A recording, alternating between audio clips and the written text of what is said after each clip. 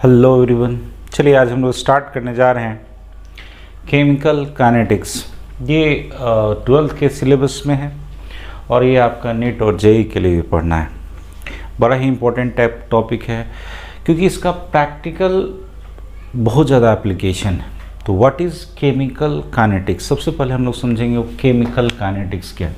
तो केमिकल कहने का मतलब ही होता है कि कुछ एक केमिकल रिएक्शन से रिलेटेड होगा।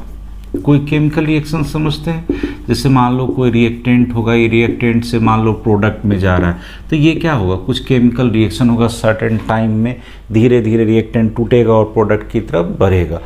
अब आगे चल के पढ़ेंगे, हो सकता है रिवर्सिबल इरिवर्सिबल, वो अलग की बात। मतलब रिएक्शन से क्या बन रहा होगा, कोई रिएक्टेंट से क्या बन रहा होगा, प्रोडक्ट, कोई एक केमिकल रिएक्शन। काइनेटिक्स कहने का मतलब समझो, काइनेटिक्स मतलब होता है रेट। ये भी साइंटिफिक टर्म है, नहीं समझ में आता है। रेट ऐसे समझो, स्पीड, मतलब ये जो बदलाव हो रहा है रिएक्टेंट से जो प्रोडक्ट में गया वो कितने समय में हुआ। तो वो जो कितने समय में हुआ वही क्या बताता है, उसका स्पीड। एक दिन लगा, एक साल लगा, 5 साल लगा, वो टाइम कितना लगा। तो इसको बदलने में जितना टाइम लगेगा, टाइम के रिस्पेक्ट में कहोगे तो उसका क्या बताएगा, स्पीड यानी रेट।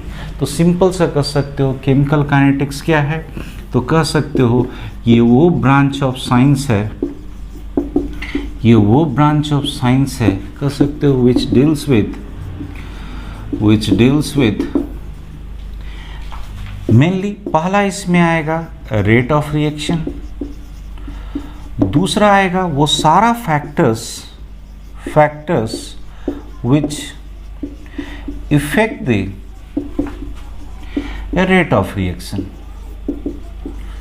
वो सारा फैक्टर जो रेट ऑफ रिएक्शन को इफेक्ट करता है। जैसे इसमें हम लोग को जो पढ़ना है वो है ऑर्डर ऑफ रिएक्शन, हमें पढ़ना है, ठीक है। और तीसरा जिसमें पढ़ेंगे हम, वो पढ़ेंगे mechanism of reaction, mechanism of reaction. तो हमने क्या कहा पहले समझ लेना। हमने कहा केमिकल काइनेटिक्स क्या है, तो किसी भी कोई भी केमिकल कहने का मतलब हुआ कोई रिएक्शन, कोई केमिकल रिएक्शन का हमें काइनेटिक्स मतलब मोशन, रेट, स्पीड देखना है, ठीक है। तो वो ब्रांच ऑफ साइंस जिसमें हम डील कर सकते हैं रेट ऑफ केमिकल रिएक्शन और वो सारा फैक्टर जो इस केमिकल रिएक्शन को इफेक्ट करता हो। और तीसरा क्या है, मैकेनिज्म ऑफ रिएक्शन। तो हम लोग यही सबसे पहले देखेंगे rate of reaction, rate of reaction. तो काइंडली आप लोग से एक रिक्वेस्ट है, देखिए नोट्स मिल जाना एक अलग बात है, बट मेरा जहाँ तक सुझाव है, जब तक देख करके आप लिखोगे नहीं, देखो एक क्लास का तो है नहीं इफेक्ट, ये आप वर्चुअली किसी चीज़ को पढ़ रहे हो तो थोड़ा सा कंसंट्रेशन बनाने के लिए आप नोट्स बनाने की कोशिश करो। नोट्स बनाओगे तो वो ज़्यादा उसकी परसेप्शन जो होगी, दिमाग पे जो लोड पड़ेगा, थोड़ा सा आप उसके विषय में सोचोगे, तो नोट्स बने, ठीक है। ओके, राइट डाउन या फिर ब्रोक करके इसे आप लिख सकते हैं। चलिए नेक्स्ट हमें पढ़ना है रेट ऑफ रिएक्शन। तो आखिर हम रेट ऑफ रिएक्शन किस तरह के रिएक्शन के लिए पढ़ते हैं। तो देखिए रिएक्शन कहता है स्पीड के बेसिस पे मेनली 3 तरह का होता है, मेनली 3 तरह का होता है। तो पहला है आपका फास्ट रिएक्शन या वेरी फास्ट रिएक्शन कर सकते हो। जैसे इसमें कौन सा आता है, तो इसमें आयनिक रिएक्शन आता है। तो आयनिक रिएक्शन कहने का मतलब जो एक एग्जाम्पल आप लोग के सिलेबस में एनसीईआरटी में लिखा हुआ है। देखिए NaCl को आप AgNO3 में डाल दोगे तो क्या होगा, साल्ट, डबल साल्ट डिकम्पोजिशन होगा, तो ये बना लेगा आपका NaNO3 और AgCl। तो देखिए ये रिएक्शन बहुत ही फास्ट होता है। फास्ट करने का मतलब एकदम फ्रैक्शन ऑफ सेकेंड में हो जाता है। तो ये कहने का मतलब ये है कि ये 10⁻³ से भी कम, 10⁻⁶ सेकेंड में, मतलब माइक्रो सेकेंड में ये आपका हो जाता है रिएक्शन। क्यों होता है, क्योंकि जब इसको चेक करोगे तो यहाँ आपका Na+ है, यहाँ Cl- है, ये Ag+ है और ये NO3- है। तो ये आयनिक इंट्रैक्शन से एक दूसरे से जुड़ा हुआ था। तो क्या हुआ कि यहाँ का Na+ इस NO3- के साथ क्या होगा, तुरंत जुड़ेगा, क्योंकि यहाँ प्लस और यहाँ माइनस है। तो ये रिएक्शन इतना फास्ट होता है कि हमें इसमें इसका रेट देखने का कोई मतलब ही नहीं है। मतलब इतना कम समय में हो गया कि कोई रेट का यहाँ पे मतलब ही नहीं। स्पीड हम चेक ही नहीं कर पाएंगे। कहने का मतलब क्या है कि ये डालोगे और ये प्रोडक्ट बन के तैयार होगा। तो कहता है फास्ट रिएक्शन में एप्लीकेबल नहीं होता, ये रेट ऑफ रिएक्शन यहाँ पे एप्लीकेबल नहीं होता है, पहला चीज। दूसरा कहता है स्लो रिएक्शन। स्लो रिएक्शन या वेरी स्लो रिएक्शन। तो वेरी स्लो रिएक्शन का एक एग्जांपल आप लोगों ने दे रखा है, rusting of iron. Rusting of iron, iron क्या है, जैसे लोहा का छड़ वगैरह देखते होंगे सालों तक पड़ा रहता है तो उसमें जंग लग जाता है, वो जो जंग लगने की प्रक्रिया है दैट इज कॉल्ड रस्टिंग। तो एक दिन में तो होता नहीं है।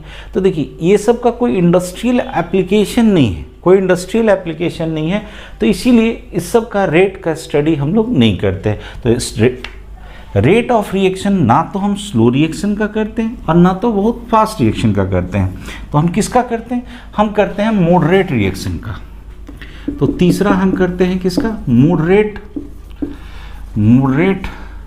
रिएक्शन का। मॉडरेट रिएक्शन हो कौन सा सकता है, तो ये मॉलिक्यूलर रिएक्शन होगा, ये मॉलिक्यूलर रिएक्शन होगा।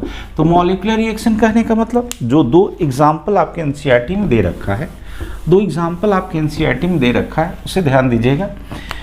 क्या है वो, पहला कहता है inversion of sugar, inversion of sugar. तो ये जो मॉलिक्यूल है ये कोवैलेंट मॉलिक्यूल है शुगर।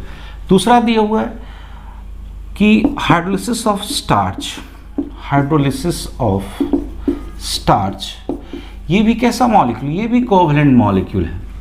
या फिर आप मान सकते हो हर जगह आपको जैसे अमोनिया बनाने का है, तो अमोनिया बनाने का बहुत बड़ा इंडस्ट्रियल एप्लीकेशन है, तो उसका ऑफ कोर्स रेट हम स्टडी करेंगे। क्यों स्टडी करेंगे, क्योंकि वो कैसा रिएक्शन होता है, मॉलिक्यूलर रिएक्शन होता है, और वो कैसा है, ना तो फास्ट होता है ना तो स्लो होता है। गौर से देखो, जैसे N2 + 3H2 से 2NH3 गया, तो देखो यहाँ पे हो क्या रहा होगा, इस नाइट्रोजन के बीच का ट्रिपल बॉन्ड टूटेगा, हाइड्रोजन के बीच का सिंगल बॉन्ड टूटेगा, और फिर क्या होगा, नाइट्रोजन और हाइड्रोजन के बीच क्या होगा, बॉन्ड बनेगा।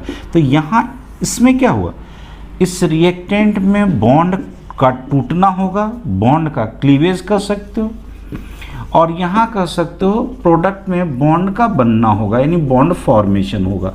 तो कहने का मतलब क्या हुआ, ये ना तो कम समय लेगा और ना तो बहुत ज़्यादा समय लेगा।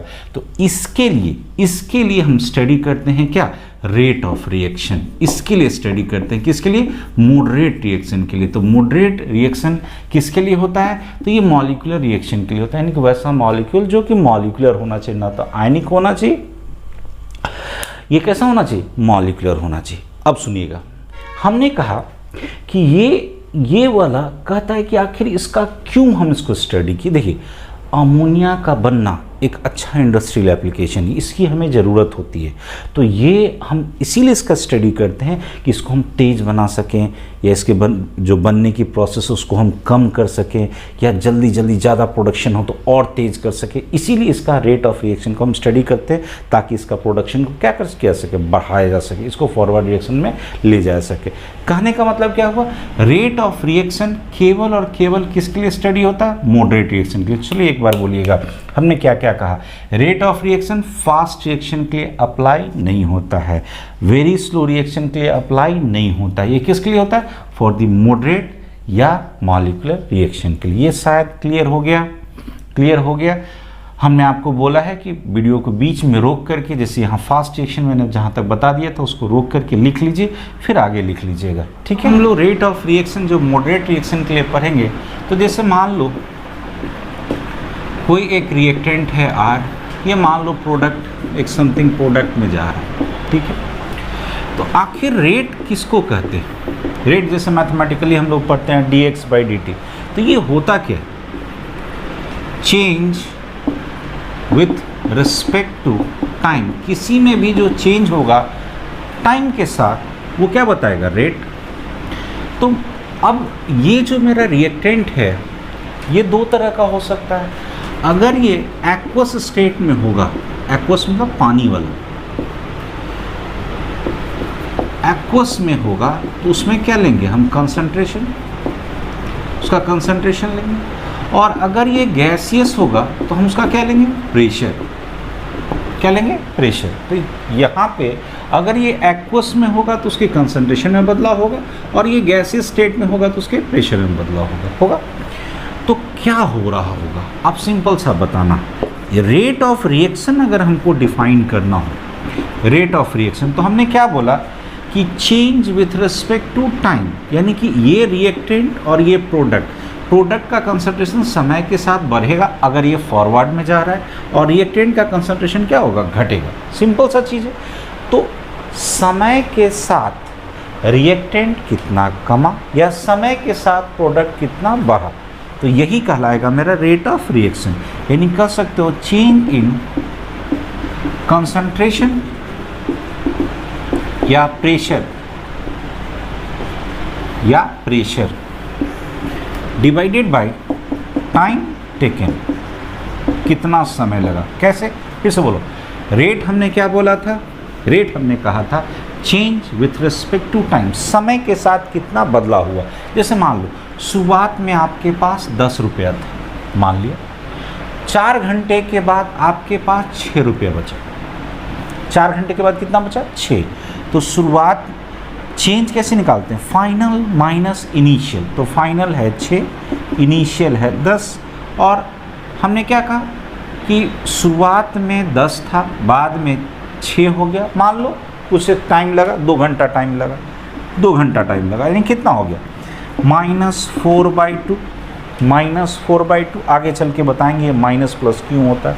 कहने का मतलब क्या हुआ कि 2, मान लो ये रुपीज़ है, 2 रुपीज़ पर आवर के इस दर से, यानी इस रेट से आप किसी भी जगह खर्च कर रहे हो। शुरू में 10 रुपया था, बाद में 6 रुपया हो गया। कितने समय में, 2 घंटे में। यानी कि बदलाव कितना का हुआ, 2 रुपया पर आवर आपने क्या किया, बदलाव किया।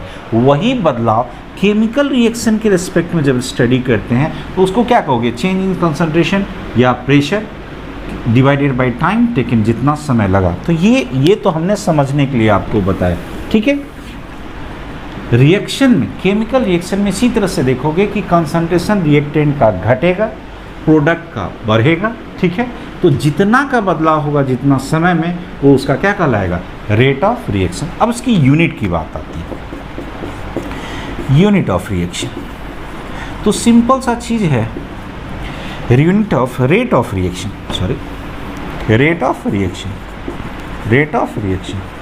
देखो अगर ये कंसंट्रेशन में होगा तो कंसंट्रेशन को किस में लिखते हैं, मोल पर लीटर, और जनरली टाइम को किस में लिखते हैं, सेकंड। और अगर प्रेशर में होगा तो इसको हम लेंगे एटमॉस्फेयर, या जो जिसमें भी रहे दिया रहे प्रेशर का यूनिट, डिवाइडेड बाई पर सेकंड।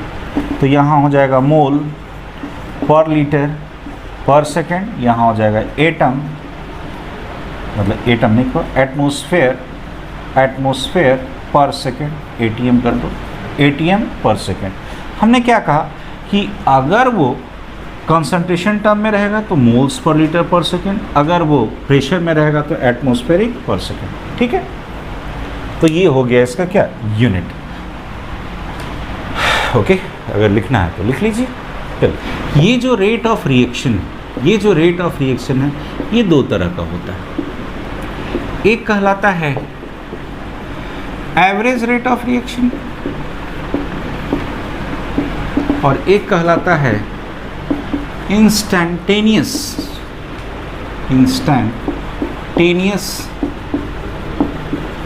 Rate of reaction. देखिए, एवरेज मतलब सर्टेन एक टाइम का देखोगे, और इंस्टेंटेनियस मतलब उसी वक्त जब एग्जामिन कर रहे हो, उसी वक्त जब देख रहे, मतलब यहाँ पे एक अच्छा खासा ड्यूरेशन लिया जाएगा। मतलब rate of reaction of certain time duration, और यहाँ कह सकते हो rate of reaction of a particular time, यानी इसी को हम कह सकते हैं इंस्टैंटेनियस, उसी वक्त, इंस्टैंटेनियस जिस वक्त देख रहे हैं इंस्टेंटेनियस टाइम पर हम जो देखेंगे वो मेरा क्या कहलाएगा, इंस्टेंटेनियस मतलब उसी वक्त एक सर्टेन टाइम पे देख रहे हैं। और ये है कि एक अच्छा खासा टाइम पे हम देख रहे हैं, अच्छा खासा ड्यूरेशन ले रहे हैं। तो यहाँ पे क्या होता है, यहाँ पे जो एवरेज रेट देखोगे, एवरेज रेट को ROR को ऐसे देखोगे, जैसे मान लो डेल्टा x, मान लो x है, x में बदलाव देख रहे हैं तो delta x by delta t लिखते हैं। यहाँ पे देखोगे इंस्टेंटेनियस रेट को हम dx बाई dt लिखते हैं। अब इसका मतलब समझोगे, ये जो dt है इट टेंड्स टू जीरो, मतलब एक तुरंत, मतलब ये टाइम कितना है, एकदम जीरो को टेंड कर रहा है, मतलब कोई डिफरेंस नहीं, एक पार्टिकुलर टाइम पे देख रहा है। और यहाँ पे जो डेल्टा t होगा it doesn't tends to zero, ये जीरो पे नहीं है, एक सर्टेन कुछ एक टाइम ले रहा है। तो फिर से समझिएगा, एवरेज मतलब एक सर्टेन टाइम ड्यूरेशन का लिखेंगे, और इंस्टेंटेनियस मतलब एक पार्टिकुलर टाइम का देखेंगे, एक पार्टिकुलर टाइम का देखेंगे। तो कहोगे कि सर ये इंस्टेंटेनियस रेट को dx बाई dt और इसको delta x by delta t, कुछ नहीं है, बस यहाँ डेल्टा को हमने dt से एक्सप्रेस कर दिया, जो कि dt क्या है, बहुत स्मॉल टाइम यानी कि टेंड्स टू जीरो, मतलब इसमें कोई डिफरेंस नहीं, एक पार्टिकुलर टाइम का देख रहे हैं। अब कहता है इसका ग्राफिकल रिप्रेजेंटेशन, तो पहले इसको कॉपी कर लीजिए, रोक करके कॉपी कर लीजिए, इसका हम ग्राफिकल प्रेजेंटेशन लेते हैं। तो ग्राफिकल प्रेजेंटेशन में जैसे मान लो इधर हमने एक कोई रिएक्टेंट लिया है और इधर सर्टेन टाइम लिया, ठीक है, वही रिएक्टेंट है और इधर सर्टेन टाइम लिया। देखिएगा, जैसे मान ली समय के साथ कंसंट्रेशन क्या होगा, घट रहा होगा इस तरह से। तो जैसे मान लो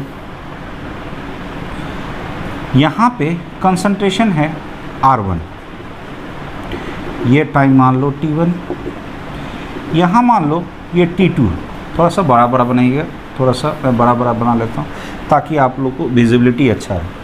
यहाँ पे हमने दिखा दिया T1 और यहाँ दिखा दिया T2। इधर मैं रिएक्टेंट ले लेता हूँ, इधर मैं R से दिखा दे रहा हूँ, ये मेरा है R1 और यहाँ मान लो है R2। तो ये जो एवरेज रेट है, एवरेज रेट कैसे होगा, फाइनल कंसंट्रेशन कितना है R2 minus initial R1 divided by time. तो फाइनल टाइम कितना है T2 माइनस T1, इसका मोड ले लो, तो ये बताएगा मेरा एवरेज रेट। तो गौर से देखो, एक सर्टेन इसमें डेल्टा R में बदलाव हुआ कंसंट्रेशन ऑफ रिएक्टेंट में कुछ एक टाइम पे, तो एक हमने क्या लिख दिखाया डेल्टा T। ये चीज़ क्लियर हुआ। फिर से देखो, एक सर्टेन टाइम ड्यूरेशन का कंसंट्रेशन ऑफ रिएक्टेंट या प्रोडक्ट में जो बदलाव हुआ उसको जब हम दिखाते हैं सर्टेन कुछ एक टाइम ड्यूरेशन को दिखा करके, दैट इज कॉल्ड एवरेज। अब इंस्टेंटेनियस को कैसे दिखाओगे, जैसे मान लो यही ग्राफ, ठीक है, मान लो इस पार्टिकुलर टाइम पे दिखाना है, तो इस पार्टिकुलर टाइम पे क्या करते हैं, एक हम इस तरह से एक स्लोप डाल देते हैं। तो स्लोप इस एक्स एक्सिस पे देखोगे, तो एक्स एक्सिस पे स्लोप देखोगे तो ये जब भी देखते हैं एंटी क्लॉक डायरेक्शन में देखते हैं। तो स्लोप को कैसे लिखते हो, स्लोप बराबर होता है tan थीटा, और tan थीटा को ही लिखेंगे यहाँ पे चूँकि r के रेस्पेक्ट में है, तो dr बाई dt। तो देखो, इस पार्टिकुलर टाइम पे देखना है, इस पार्टिकुलर टाइम पे, इस टाइम पे क्या हुआ। तो गौर से देखो, ये आ गया मेरा dr बाई dt। तो ये dr बाई dt क्या हुआ, गौर से देखो, यहाँ पे जो डेल्टा t होगा ये क्या होगा, टेंड्स टू जीरो।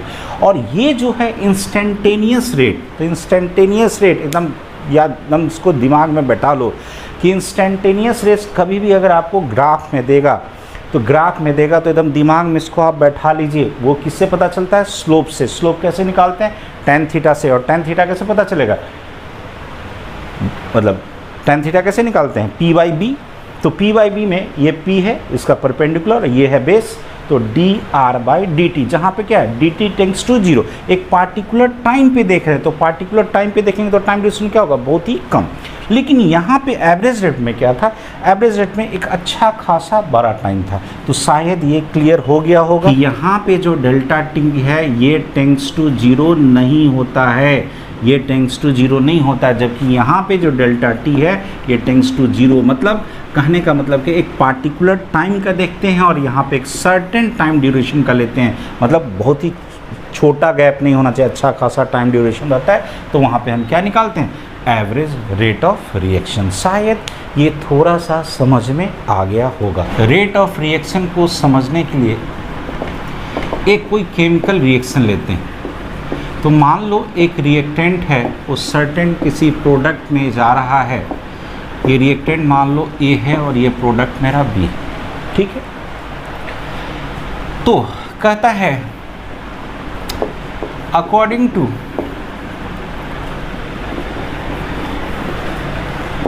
डिफरेंशियल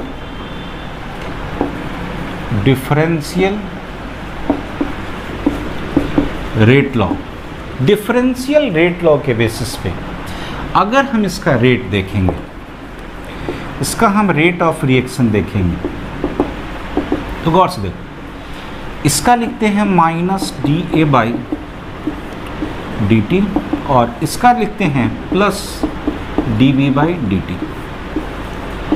कहोगे सर ये माइनस कहाँ से है और ये प्लस कहाँ से है? सुनिए, जैसे मान लो, फिर से वैसे ही सोचना, शुरुआत में आपके पास 10 रुपया था, बाद में मान लो आपके पास 6 रुपया हो गया, तो चेंज कैसे निकालते हैं, फाइनल माइनस इनिशियल और जो भी टाइम लगा, मान लो हम इसे डेल्टा टी लिख देते हैं। तो गौर से देखो तो यहाँ पे कैसा होगा, -4 बाई डेल्टा टी, तो ये माइनस टर्म आएगा। लेकिन कभी भी किसी का जो बदलाव होता है वो माइनस में नहीं होना चाहिए, वो कभी भी माइनस में नहीं होना चाहिए। तो यहाँ जो आपको माइनस आएगा, तो ये माइनस और ये फिर माइनस मिलके क्या हो जाएगा, प्लस। जैसे मान लो, फिर से सुनना, दिन भर में मान लो आपके पास 10 रुपया से कितना हो गया, 6 रुपया, तो बदलाव कितने का हुआ, 4 का। एक दिन 4 रुपया मान लो आपने एक दिन में खर्च किया, मान लिया, एक सर्टेन हाइपोथेसिस हमने लिया, आप लोग इतने कम खर्च करने वाले नहीं हो, तो सिंपल सा चीज़ है, मान ली 4 रुपया आपने खर्च किया, तो क्या वो खर्च करने का जो दर है, वो जो रेट है, वो निगेटिव में लिखोगे, नहीं, वो लिखाएगा 4 रुपीज़ पर डे लिखाएगा। तो कैसे यहाँ पे फिर ये निगेटिव क्यों है, क्योंकि गौर से देखो, हम चेंज कैसे निकालते हैं, फाइनल माइनस इनिशियल, एकदम ध्यान देना मेरी बात को, final minus initial, final 6, initial 10, तो ये माइनस आया, तो ये तो रह गया माइनस में। मान लो दिन भर का है, तो यहाँ पे 1 लिख देते हैं, 1 डे, तो ये -4 रुपीज़ पर डे आता, लेकिन ये कभी भी माइनस नहीं होना चाहिए। तो अगर हम यहाँ पे माइनस रख दें, मतलब इस टर्म के पहले भी अगर हम माइनस लगाते तो माइनस फिर से क्या हो जाएगा, प्लस हो जाएगा।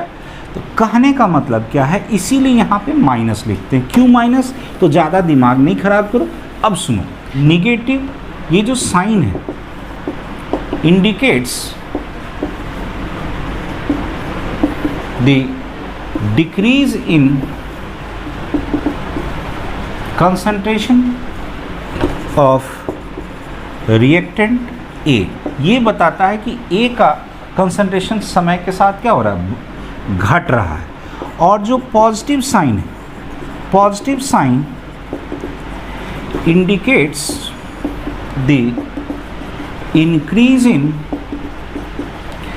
कंसंट्रेशन ऑफ प्रोडक्ट बी, मतलब पॉजिटिव साइन बता रहा है कि प्रोडक्ट का कंसंट्रेशन समय के साथ बढ़ रहा है, निगेटिव साइन बता रहा है कि समय के साथ रिएक्टेंट का कंसंट्रेशन घट रहा है। ये शायद ये दोनों टर्म क्लियर हो गया होगा, तो इतना को आप लोग लिख लें, पहले इतना लिख लें, ये दोनों टर्म हम हटा देंगे, ये दोनों टर्म हम हटा देंगे, ओके, शायद लिख लिए होंगे। अब देखिएगा यहाँ पे जो ये जो एक्सप्रेशन -dA/dt, ये क्या बताता है, ये बताता है rate of decomposition of reactant A, या कह सकते हो rate of disappearance of reactant A. तो ये प्लस dB/dt क्या बताएगा, तो प्लस dB/dt बताता है rate of formation of product B या फिर कह सकते हो rate of appearance of product B.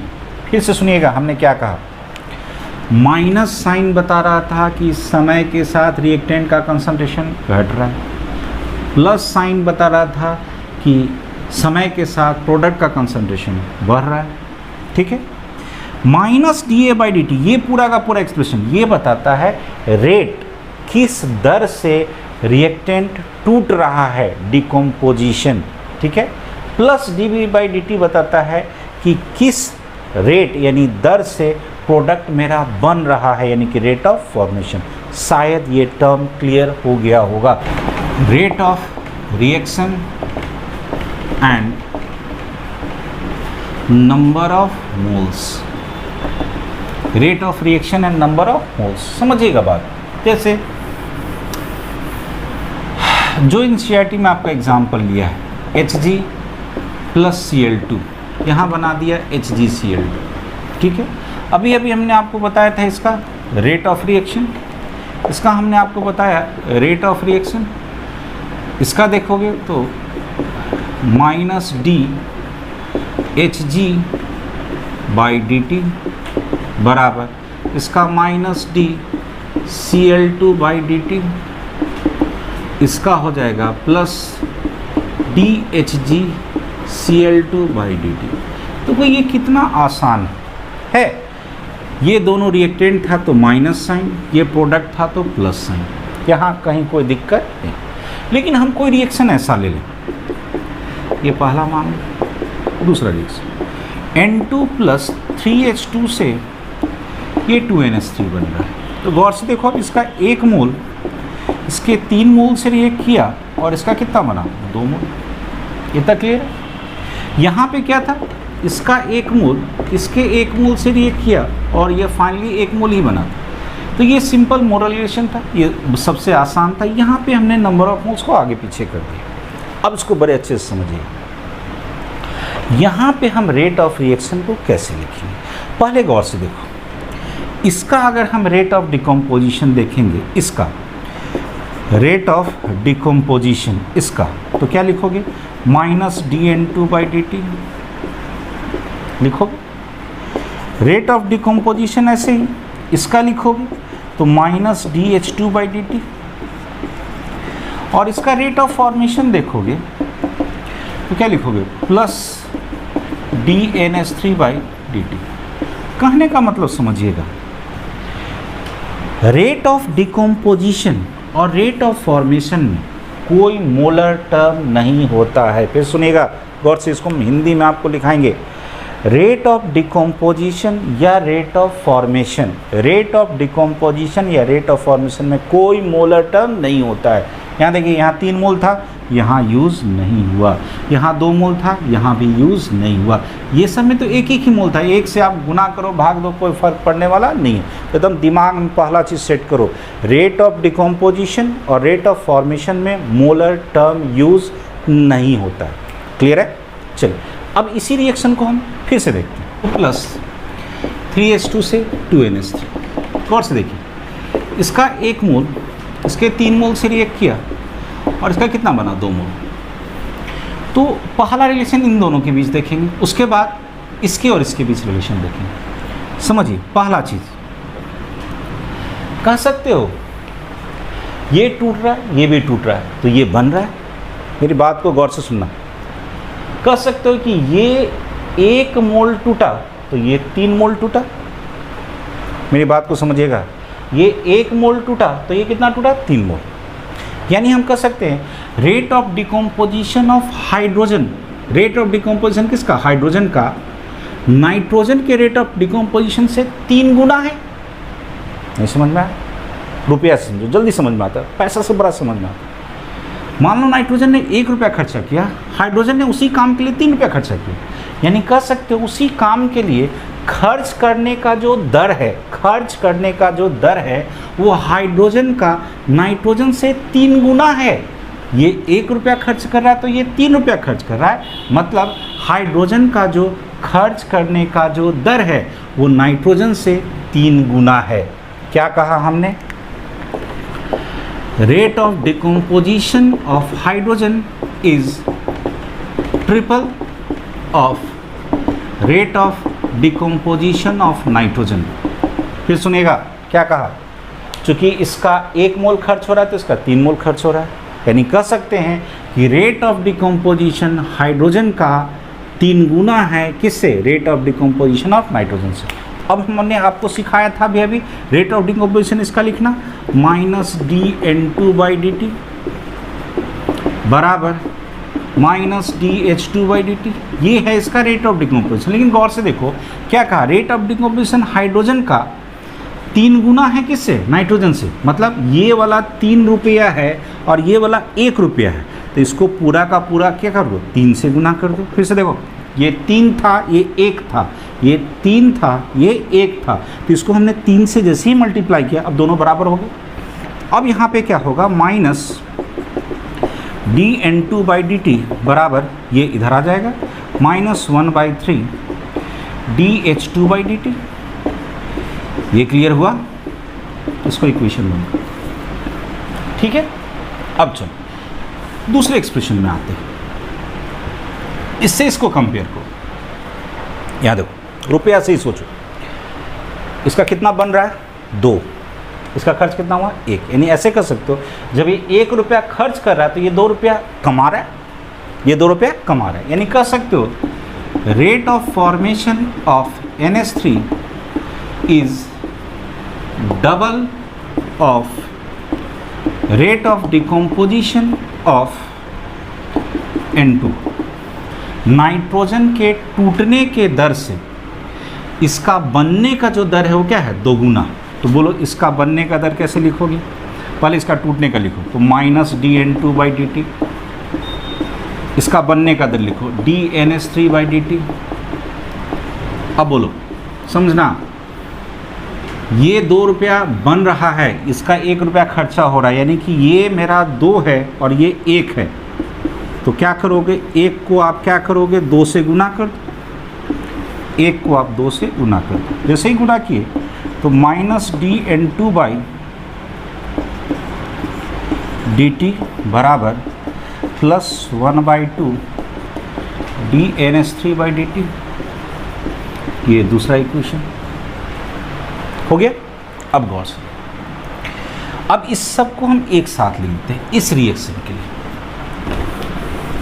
यहाँ तक शायद दिख रहा होगा। कहता है फॉर द रिएक्शन क्या था मेरा? N2 + 3H2 से था मेरा 2NH3 बन रहा था। हमको लिखना है रेट ऑफ रिएक्शन। हमने आपको उस पीछे भी बताया था कि जिसमें मोल 1 हो उसका कोई फ़र्क नहीं पड़ता, तो यहाँ पे कैसे लिखाएगा रेट ऑफ रिएक्शन? हम इसको शॉर्ट में लिख देते हैं, रेट ऑफ रिएक्शन N2 के लिए बोलो -dN2/dt। चलो N2 -dN2/dt, यहाँ देखो इक्वेशन 1 में कितने के बराबर था? -1/3 dH2/dt। और गौर से देखो, यही -dN2/dt अमोनिया के कितने के बराबर था? +1/2 dNH3/dt। ये आ गया मेरा फाइनल रेट ऑफ रिएक्शन। शायद यहाँ तक क्लियर है? यहाँ तक क्लियर है? एक बार मैं खुद से देख लूँ कैमरा में। Okay, yes, it is clear. मैंने क्या कहा? मैंने आपको कहा, ध्यान दीजिएगा, ये शायद एक्सप्रेशन आपको क्लियर हो गया होगा। कैसे हुआ? चलिए एक बार फिर से सारा चीज़ आइएगा बोर्ड पे, एकदम थोड़ा कंसंट्रेट कीजिएगा। हमने क्या कहा था? यहाँ देखो, इसका 1 खर्चा हो रहा है तो इसका कितना खर्च हो रहा है? 3, यानी कह सकते हो इसका जो खर्च करने का जो दर है, रेट है, नाइट्रोजन से 3 गुना है, यानी rate of decomposition of hydrogen is triple, 3 गुना है किससे? Rate of decomposition of nitrogen से।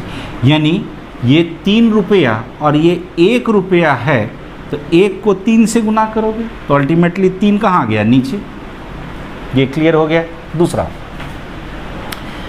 ये 2 मोल और ये 1 मोल, यानी कह सकते हो ये 2 रुपया कमाया तो ये 1 रुपया खर्चा किया, यानी इसका जो कमाने का जो दर है इसके खर्च करने के दर से 2 गुना है। यानी कह सकते हो कि रेट ऑफ फॉर्मेशन किसका, अमोनिया का, वो डबल है रेट ऑफ डिकम्पोजिशन किससे, नाइट्रोजन से। तो गौर से देखना, ये अगर मेरा 2 है और ये मेरा 1 है, दोनों को बराबर करना होगा, तो 1 को 2 से गुना करो तो 2 फिर कहाँ चला जाएगा, नीचे। सबको हमने बराबर किया तो यहाँ पे कुछ एक्सप्रेशन आ गया, आया। अब इसको हम कैसे इसको मेमोराइज करेंगे, तो सिंपल सा है, इसको आप, हमने जो अभी आपको बताया था, इसको आप रोक करके लिख लेंगे। इसको आप मेमोराइज कैसे कीजिए, तो यहाँ देखिए, हमने बोला रेट ऑफ रिएक्शन के लिए माइनस dN2/dt, माइनस इसका 3 मोल है तो 3 मोल से भाग दे दीजिए, dH2/dt, यहाँ 2 मोल है तो भाग दे दीजिए, ये बन रहा है प्रोडक्ट है तो प्लस dNH3/dt। अब गौर से सुनिएगा, ये है रेट ऑफ रिएक्शन। कुछ देर पहले हमने आपको इसका रेट ऑफ डिकम्पोजिशन बताया था और इसका रेट ऑफ फॉर्मेशन बताया था। हमने क्या कहा था, रेट ऑफ डिकम्पोजिशन और रेट ऑफ फॉर्मेशन में मोलर टर्म नहीं होता है, मोलर टर्म नहीं होता, और जैसे ही उसके मोलर टर्म्स उसको डिवाइड करते हैं वो किस में बदल जाता है, rate of reaction.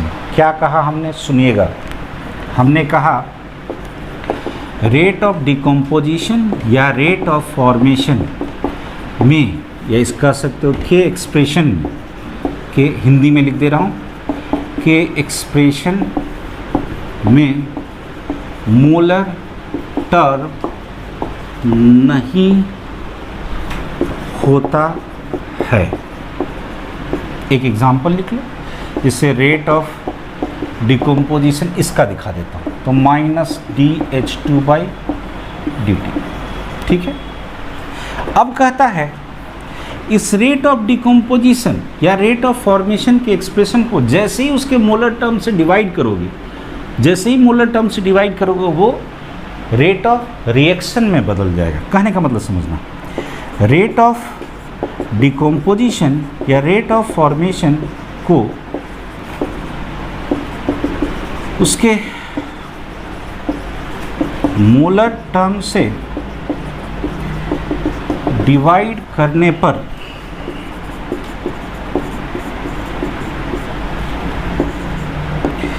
Rate of reaction मिलता है। मतलब समझिए, ये रेट ऑफ डिकम्पोजिशन था -dH2/dt, इसी का हमको रेट ऑफ रिएक्शन लिखना है।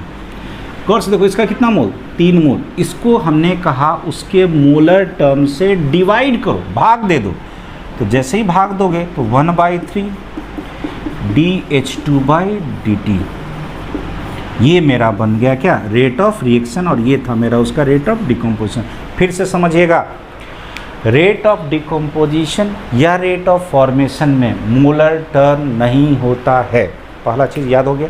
दूसरा, जैसे ही उसके मोलर टर्म से डिवाइड करोगे, जैसे ही उसके मोलर टर्म से डिवाइड करोगे, किस में बदल जाएगा, रेट ऑफ रिएक्शन। देखना यहाँ पे, ये क्या था, -dH2/dt, rate of decomposition of hydrogen, लेकिन जैसे ही इसका 3 मोल था, उसके 3 से हमने डिवाइड किया, ये किस में बदल गया, रेट ऑफ रिएक्शन। इसी तरह से इसका देखो, अगर इसको आप ढक दो तो +NH3/dt क्या है, rate of formation of NH3, इसका मोल कितना है, 2, इसके 2 मोल से जैसे ही इसको डिवाइड करोगे, अब ये क्या बदल गया, रेट ऑफ रिएक्शन, ये आ गया मेरा रेट ऑफ रिएक्शन। तो एकदम दिमाग में सेट कर लीजिए कि रेट ऑफ डिकम्पोजिशन या रेट ऑफ फॉर्मेशन में मोलर टर्म नहीं होता, जैसे ही उसके मोल से डिवाइड करते हैं हमको क्या मिल जाता है, रेट ऑफ रिएक्शन। शायद इतना चीज़ क्लियर हो गया होगा। अब हम लोग कुछ एक इसका न्यूमेरिकल्स पे आते हैं। ये एक पूछा हुआ क्वेश्चन है, क्वेश्चन को समझिएगा। अमोनिया है 2NH3 से N2 और 3, डाटा क्या दिया है कि -dNH3/dt बराबर K1NH3, फिर dN2/dt बराबर K2NH3 और dH2/dt बराबर K3NH3। पूछा है आपको कि what is the relation between K1, K2 and K3। यहाँ पे 4 ऑप्शन दे रखा है।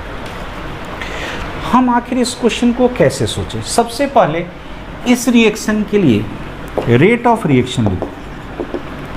ये रिएक्टेंट है तो माइनस मोल से भाग दोगे DNS3/dt, ये प्रोडक्ट है, प्लस DH2/dt, एक ही मोल है, ये 3 मोल है तो प्लस 1/3 यहाँ N2 था, यहाँ DH2/dt। अब आओ जो डाटा दिया है उसको बैठाओ, ये माइनस टर्म, ये माइनस टर्म, और ये DNS3/dt क्या लिखा हुआ है, तो ये हाफ अलग हो गया, K1NH3, DN2/dt क्या लिखा हुआ है, K2NH3, 1/3 को अलग कर दो, DH2/dt क्या लिखा हुआ है, K3NH3। और से देखिए तो NH3 सब जगह से कैंसिल हो गया, यहाँ नीचे 3 है, यहाँ नीचे 2। तो एक काम करो, सबको आप 3 से मल्टीप्लाई कर दो, 3 से मल्टीप्लाई करोगे तो ये हो जाएगा 1.5 K1, ये हो जाएगा 3 K2 और ये हो जाएगा K3। देखो तो कोरिलेशन आया, 1.5 K1, 3 K2 और K3, ये थर्ड ऑप्शन सही। इस तरह से आप सोचिएगा, एकदम क्वेश्चन बनेगा, एकदम सारे के सारे क्वेश्चंस बनेंगे। तो अब आप लोग से मेरा रिक्वेस्ट है, कोई भी आपके पास बुक्स होगा, उसमें शॉर्ट एग्जाम्पल होगा, पहले उसे बनाइए, फिर धीरे धीरे आगे की ओर बढ़ेंगे। चलिए तो फिर नेक्स्ट लेक्चर पे आते हैं, तब तक के लिए थैंक यू।